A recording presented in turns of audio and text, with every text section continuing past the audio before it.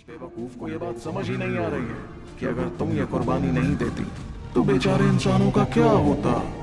इस दौरान जरीना की आंखों में नाराजगी साफ दिख रही थी और उसने असुर राजा की तरफ देखकर जवाब दिया, तुम्हें इसे समझाने की कोई जरूरत नहीं असुर राजा, पहले खुद तो संभल लो। उसकी आंखों में असुर राजा को खत्म करने का इरादा साफ नजर आ रहा था, जिसे देखकर असुर राजा ने चिढ़ाते हुए कहा, अरे अरे देखो तो बर्फ की मलिका तो गुस्से से आग बबूला हो गई है। तुम्हारा इस तरह नाराज होना तो काफी अजीब बात है।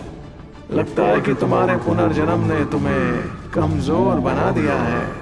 इतने में जरीना ने अपनी नजर छोटू की तरफ की और उसे समझाते हुए कहा, जल्दबाजी में कुछ भी करने की जरूरत नहीं है ध्रुव, एक बार ये मामला खत्म हो जाए तब मैं तुम्हें सब समझा दूंगी कि मुझे बर्फ की मलिका क्यों बनना पड़ा। पर छोटू ने तो उसकी बात का कोई जवाब ही नहीं दिया, बल्कि वो तो गुस्से में वहां से जाने लगा। उसे इस तरह वहां से जाता देख जरीना के चेहरे पर हल्की नाराजगी दिख रही थी, मगर यह वक्त नहीं था उस बारे में बात करने का। इसलिए उसने गहरी सांस लेकर अपने मन में उमड़ते जज्बातों को काबू किया और असुर राजा की तरफ देखा। इतने सालों से असुर राजा की सबसे बड़ी दुश्मन होने के बाद यह पहली बार था जब बर्फ की मलिका असुर राजा पर इतना ज्यादा नाराज थी कि वो उसे जल्द से जल्द मारना चाहती थी। तभी जरीना ने अपनी मुट्ठी कसी और बर्फीली शक्तियों से एक भाला तैयार किया। उसके बाद वो बेकाबू होते हुए आगे बढ़ने लगी और उसने बर्फीले भाले से असुर राजा पर हमला कर दिया। वहीं जब असुर राजा ने उसके उस हमले को देखा तो वो हंसते हुए कहने लगा, तुम्हारा दिमाग तो खराब नहीं हो गया है। फिर एक झटके में उसने शैतानी शक्तियां निकालकर आगे बढ़ना शुरू किया और दोनों के बीच का वो मुकाबला शुरू हो गया। इस दौरान जिंदगी मौत महंत ने भी दोनों को लड़ते देखा, जिसके बाद उसने दूसरे राजा की तरफ जाते हुए कहा, चलो ये जंग शुरू करते हैं, मैं दूसरे राजा को संभालती हूँ। तभी पास ही खड़े हंगामा शहंशाह ने अपनी नजर लौकिक शैतानी राजा की तरफ की और अपने शरीर से ढेर सारी शक्तियां निकाल कर कहा, रही बात इस विशालकाय दानव की तो इसे मैं बताता हूँ कि कौन सा बड़ा योद्धा ज्यादा काबिल है। इतना कहकर उसने अपने शरीर को रोशनी से चमकाना शुरू किया, जिसमें देखते ही देखते उसका शरीर बड़ा होते हुए लौकिक शैतानी राजा जितना बड़ा हो गया। उसके बाद उसने अपना पैर पटकते हुए लौकिक शैतानी राजा की तरफ बढ़ना शुरू किया। इस दौरान हैवान कोठरी के योद्धाओं में मौजूद तीसरे राजा ने छोटू की तरफ देख कर कहा, अब जो कि हर कोई अपने से लड़ने वाला चुन ही रहा है तो मैं कैसे पीछे रह सकता हूँ। लड़के तू तो काफी काबिल है ना, चल मैं भी देखता हूँ कि तू कितना काबिल है। एक बार तुझे खत्म कर दूं, फिर तेरे बाकी साथियों को निपटाता हूँ। मगर छोटू के चेहरे पर तो कोई भाव ही नहीं दिख रहा था। उसके माथे से अचानक हजारों फुट बड़ी रोशनी निकलने लगी, जिसकी चमक देखकर तीसरे राजा ने कहा, तू त्रिलोकनाथ तांत्रिक है। अब जाकर तीसरे राजा को समझ आने लगा कि छोटू का औहदा प्राचीन महंतों जितना क्यों था। वहीं छोटू ने गौर से तीसरे राजा की तरफ देखकर आंखों में नाराजगी के साथ कहा, इस आदमी को मुझ पर छोड़ दो। अपनी बात कहकर छोटू ने जरा भी देर नहीं की और वो तेजी से माथे की रोशनी के साथ तीसरे राजा की तरफ बढ़ने लगा। अग्नि महंत और बाकी महंत भी इसके लिए राजी हुए। वो भी जानते थे कि छोटू की शक्तियां उनके जितनी ही थी और त्रिलोकनाथ तांत्रिक होने की वजह से वो तीसरे राजा से भी टकराने के काबिल हो गया था। लेकिन तीसरे राजा ने अपने चेहरे की हैरानी संभाल कर मुस्कुराना शुरू किया। उसके बाद उसके हाथ पर दिखती शैतानी आंख से शैतानी रोशनी निकलने लगी, जिसने छोटू के माथे से निकली त्रिलोकनाथ रोशनी का सामना किया। छोटू तीसरे राजा के पास आ गया था और अब तक बाकी महंतों ने भी हमले करने शुरू कर दिए थे। वो सभी महंत हैवान कोठरी के बाकी ताकतवर राजाओं से टकराने लगे थे। देखा जाए तो आसमान और जमीन दो अलग अलग जंग के मैदानों में बट गए थे, पर दोनों जगहों पर होते हमलों से निकली शक्तियां पूरे पश्चिमी हिस्से को मुश्किल में डालती रहीं। बल्कि शक्तियों की ऐसी हलचल बाकी तीनों हिस्सों में रहने वाले नागरिकों को भी महसूस हो रही थी। इसलिए हर शहर में अनगिनत निगाहें पश्चिमी हिस्से की तरफ हुई। जबकि इस वक्त पश्चिमी हिस्से में तीसरे राजा ने सामने खड़े छोटू को देखकर मुस्कुराते हुए कहा, मानना पड़ेगा लड़के, असुर राजा बिल्कुल ठीक कह रहे थे, काबिलियत तो तुझमें बहुत है। तुझसे मुझे मिले ज्यादा वक्त नहीं हुआ, लेकिन इतने कम वक्त में तू त्रिलोकनाथ बनने में कामयाब हो गया, ये तो मैं कभी सोच भी नहीं सकता था। पर इस वक्त छोटू की नाराजगी कम होने का नाम ही नहीं ले रही थी। यही वजह थी कि वो बातों में वक्त जाया करना नहीं चाहता था। एक झटके में उसने अपने हाथों में तीनों प्राचीन निशानों की शक्तियां इकट्ठा करनी शुरू की, जिसके बाद वो अपनी जगह से अचानक गायब हुआ। जब वो दोबारा दिखाई दिया तब छोटू तीसरे राजा के सिर के ऊपर था और उसने प्राचीन निशानों वाले हाथ से जोरदार हमला उसके सिर पर कर दिया था। भले ही छोटू की शक्तियां काफी बढ़ गई थीं, लेकिन तीसरा राजा भी कोई मामूली योद्धा नहीं था। उसने तुरंत अपने शरीर से बेइंतहा ताकतवर शैतानी शक्तियां निकालकर अपना शैतान रक्षक कवच तैयार कर दिया। आखिर में उसने मुट्ठी में इकट्ठा शक्तियों से छोटू का सामना किया। जब दोनों के हमले एक दूसरे से टकराए तो अचानक आसपास के आयाम में दरार पड़ती नजर आई। लेकिन छोटू पर वो हमला करने के बाद भी तीसरा राजा रुका नहीं और लगातार ढेर सारे हमले छोटू पर करने लगा। इस बीच उसने चुपके से अपने हाथों में काले रंग के नुकीले कांटे तैयार कर दिए, जिसके साथ उसने छोटू पर हमला जारी रखा। मगर छोटू तीसरे राजा के हमलों से घबराया नहीं, बल्कि उसने अपने पूरे शरीर को तीनों प्राचीन निशानों की शक्तियों से भर दिया। वो निशान एक साथ मिलकर एक बेहद मजबूत कवच में बदलने लगे, जो 3 रंगों का था।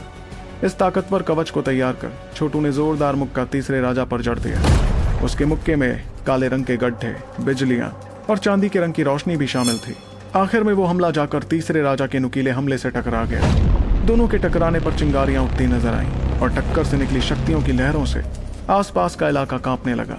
वो दोनों पागलों की तरह एक दूसरे पर हमले करते जा रहे थे, बल्कि उनके हर हमले में इतनी ताकत थी कि वो सामने वाले को खत्म कर देते। पर उनके ताकतवर हमले, जो किसी अवतार तक को खत्म कर देते, मजबूत कवचों की वजह से नाकाम होते गए। जिस वक्त छोटू और तीसरे राजा के बीच मुकाबला चल रहा था, उस वक्त जंग के मैदान के बाकी मुकाबले भी काफी दिलचस्प होने लगे। आखिर दोनों तरफ के योद्धा सदियों से एक दूसरे को अपना दुश्मन मानते आ रहे थे। इतने में आयाम कांपने लगा और ऐसा लगने लगा जैसे पूरी दुनिया खत्म होने वाली थी। वाकई आज वहां हो रही जंग बेहद खतरनाक और बेहद जानलेवा साबित होने वाली थी। शैतानी शक्तियां पूरे इलाके में फैलती रहीं और दोनों जंग के मैदानों में मुकाबले होते गए। ये दोनों जंग के मैदान थे आसमान और जमीन। जहां जमीन पर हैवान कोठरी के शैतानों से गठबंधन के योद्धा मुकाबला कर रहे थे, तो वहीं आसमान में हो रहे मुकाबलों में दोनों गुटों के सबसे ताकतवर योद्धाओं के बीच मुकाबला चल रहा था। देखा जाए तो अब छोटू किसी मायने में तीसरे राजा से कमजोर नहीं था, इसलिए पहले की तरह तीसरा राजा छोटू पर हावी पड़ ही नहीं पाया। दोनों रोशनियों में बदलकर आगे बढ़ते रहे और एक दूसरे से जाकर टकरा गए। छोटू के शरीर पर उसका प्राचीन निशानों वाला कवच था, जबकि तीसरे राजा के पास शैतान रक्षक कवच।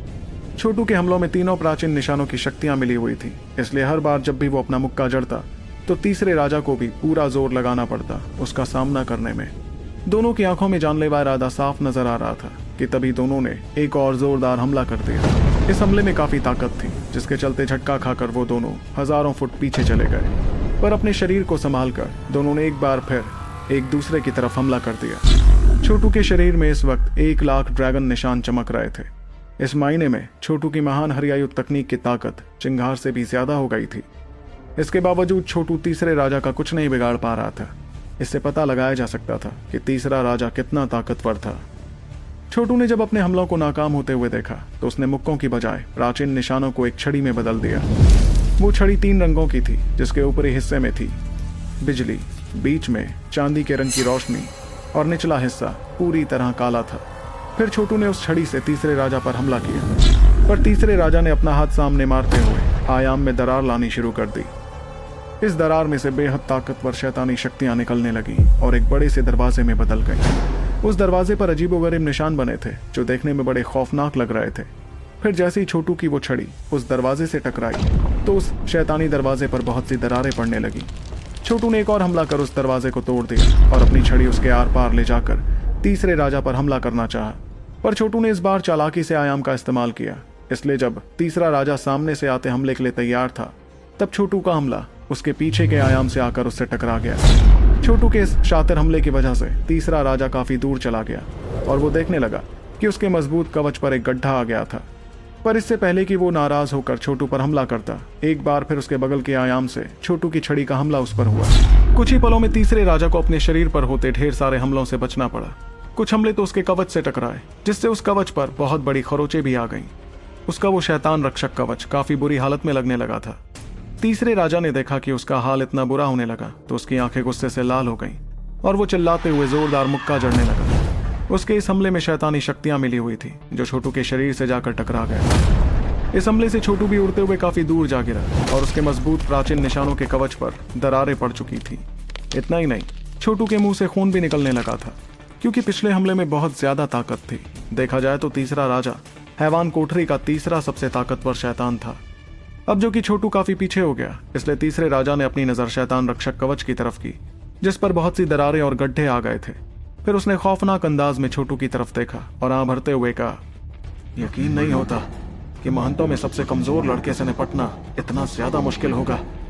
वैसे तो मेरा इरादा सभी महंतों से लड़ने का नहीं था, लेकिन तुझ जैसा बच्चा मुझे टक्कर दे रहा है, ये तो सबके सामने मेरी बेइज्जती है।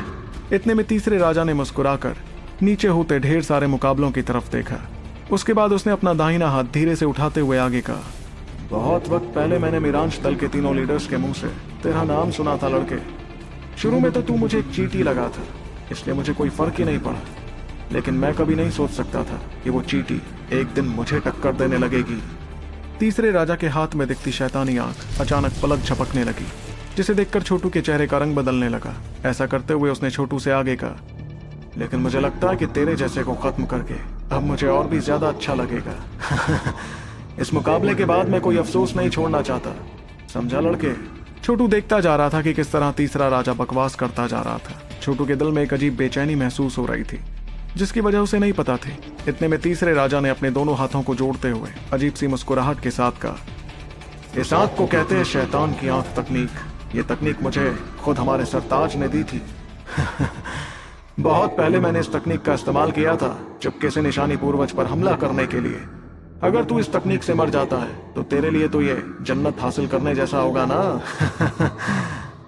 लेकिन जब तीसरे राजा ने देखा कि छोटू के चेहरे पर कोई बदलाव नहीं आया, तो उसने गुस्से में बेझिझक शैतानी शक्तियां बाहर निकाली। इस बार उसके शरीर से निकलती शैतानी शक्तियां बहुत ही ज्यादा गाढ़ी थीं, और वो सारी शक्तियां तीसरे राजा के हाथ पर इकट्ठा होने लगी। इस कदर गाढ़ी शक्तियां इकट्ठा होने से उसका हाथ स्याही से भी ज्यादा काला हो गया, और अचानक उसके हाथ में बनी आंख अजीबोगरीब चीखें निकालने लगी। वो चीखें बढ़ती जा रही थीं, और तीसरा राजा खौफनाक अंदाज में छोटू की तरफ देखकर हंसता गया। आखिर में छोटू ने देखा कि तीसरे राजा का वो हाथ तेज रफ्तार में सड़ने लगा था। कुछ पलों बाद ऐसा लगने लगा जैसे उसके हाथ में खून की एक बूंद तक नहीं थी, जबकि उस हाथ पर बनी वो शैतानी आंख और भी ज्यादा डरावनी और खतरनाक लगने लगी थी। कुछ पलों बाद एक धमाका हुआ, और वो आंख बड़ी होते हुए बहुत ज्यादा बड़ी हो गई और तीसरे राजा के हाथ से बाहर आ गई। उसमें से निकलती शैतानी शक्तियां महसूस कर छोटू के चेहरे की परेशानी काफी ज्यादा बढ़ने लगी।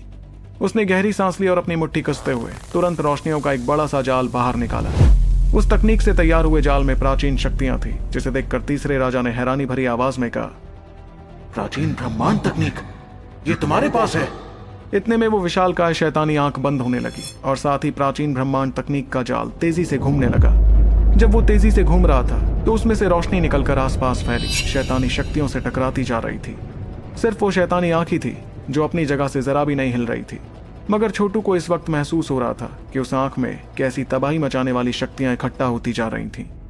तो क्या होगा छोटू और तीसरे राजा के इस रोमांचक मुकाबले में? कैसे शक्तिशाली शैतानों को हरा पाएंगे इंसान? जानने के लिए आपको सुनना होगा सुपर योद्धा, सिर्फ पॉकेट एफएम पर।